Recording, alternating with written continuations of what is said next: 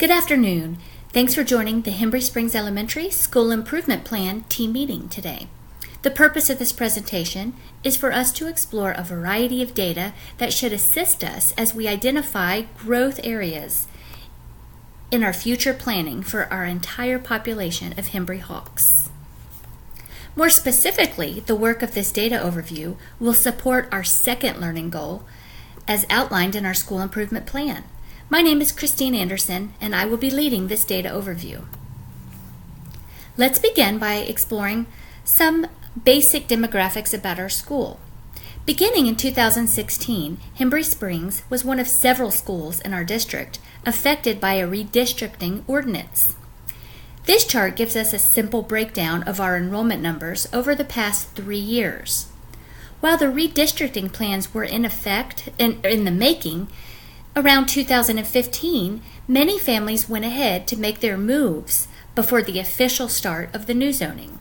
This can be seen in the drop from 841 Hawks to 664 Hawks in 2016. A small increase is evidenced from 2016 to 2017. As we look to increase student proficiency for all of our learners, let's look at a few special populations to see what we can learn. This visual presents 3 years of enrollment numbers for our Latino-Latina populations, our African American students, and our white students. From this table, we learn that over the 3 years shown, it's the African American population that remains our lowest in number. The Latino-Latina population and the white populations are close, with their biggest gap in 2015. What does this data tell you about the need for us to personalize our learning for all students?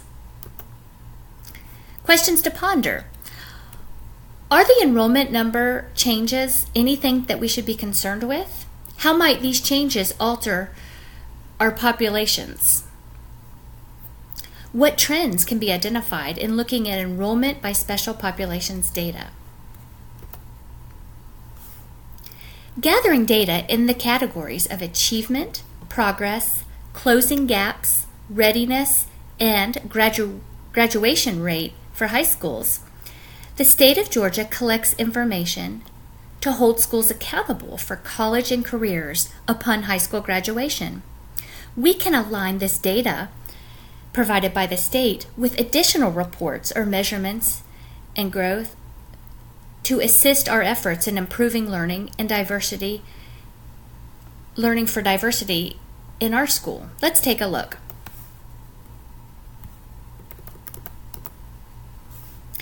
Looking over the past 4 years here, you can see that Hembry Springs' CCRPI score has been on a downward trend. Redistricting probably had an impact on our it did have an impact on our student population beginning in 2015, but it will be important for us to look at this data over the next several years to really see the direction that results from this new zoning has given us and to see what trends we can find. Looking more specifically at the areas of progress and achievement for Hembry Springs over the past 4 years, what do you notice about the progress our school has had from 2014 to 2017? The Georgia Board of Education explains the category of progress as a measurement of student growth at a typical or high rate compared to academically similar students from across Georgia.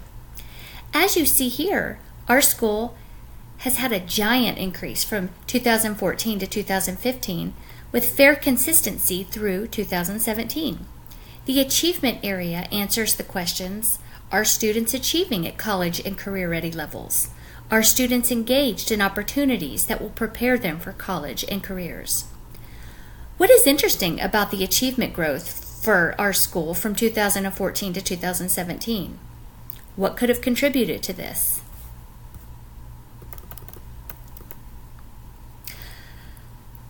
Ask yourself these questions. What could account for that drastic drop we saw in the achievement category from 14 to 15? What other data could we explore to further look at this interesting drop? How can our achievement area score be so much higher than our progress area score?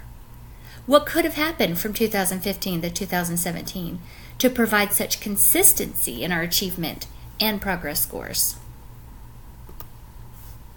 Another data source to consider when exploring Hembry's population includes the number or percentage of students receiving free and reduced lunch.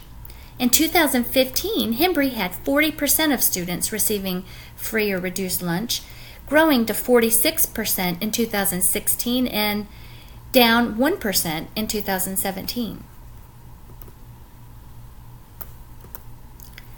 This line graph shows an alignment with the total numbers to the number of students receiving free or reduced lunch. In 2015, with 841 students, 40% received free and reduced lunch. In 2016, our school enrollment dropped, as you can see, dropped 23%. Of our remaining 644 Hawks, 46% of them received free or reduced lunch. And then in 2017, we had similar numbers with a slight increase in enrollment, resulting in a 1% drop in free and reduced lunch. What can we learn from looking at our population of Hawks receiving free and reduced lunch? How will that affect our planning? By looking at longitudinal achievement data from the Georgia Milestones End of Grade Assessment, we can consider the strengths, weaknesses, and trends on student populations as we plan to meet our goal to ensure that 85% of 5th grade students will perform at or above grade level in math. While testing reports identify learners in all areas of achievement, including beginning, developing, proficient, and distinguished, we're going to focus our attention in the area of proficiency. This area indicates that students know the knowledge and skills necessary at their grade level, as specified in Georgia's content standards. Proficiency ensures that students are prepared for the next grade level and that they are on track for college and career readiness. We want all of our students to be proficient at the very least. In comparing state, district, and local milestones data over the past 3 years, does anything pop out?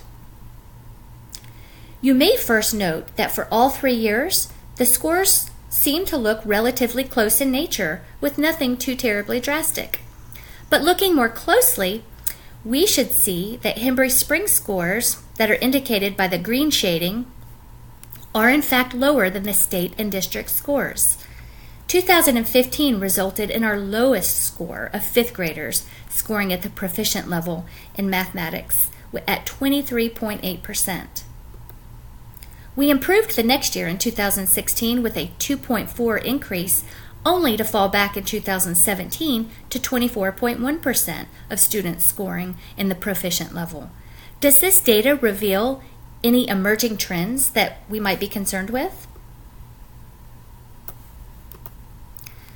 When looking at the 3 identified populations shown for comparison, what strengths and weaknesses stand out by looking at this graph? The orange bar tells us that white students had the highest percentage of scores in the proficient category. Unfortunately, data reports did not reveal scores for the African American students in 2016, but we do see from 2015 to 2017 that our African American population had a decrease in students scoring in the proficient category. Our Latina learners grew from 16% to 25% from 2015 to 2016, and then down 1 percentage point last year in 2017. Can you think of some specific strategies that could support our African American Hawks as we work to personalize learning to support improvement in the area of mathematics? While the growing trend of a low percentage of female learners entering colleges and careers in the area of STEM is happening, we've got to be careful and keep a sharp eye on our gender populations. In 2015 and 2017, Hembry had a slightly higher enrollment of males whereas females took the lead in 2016. Notice here how female students stayed at 25% proficiency over the course of the 3 years. The final population we will address during this presentation includes our low socioeconomic status learners. In 2015, Hembry Springs had 55 low SES fifth graders, and 18% of those scored at the proficient level. In 2016, we lost half of our low SES population, thus gaining proficiency results with 56%. Our last year, 2017, shows a return to increase in low SES population and another drop in proficient learners.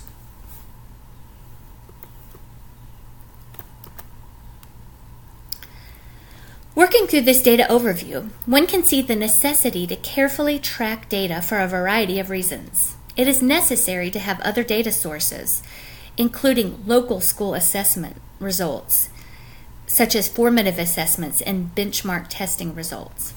From this overview, one strength we recognize is that Hembry has a consistent pattern of data that reveals no major issues. There's always room for improvement, however.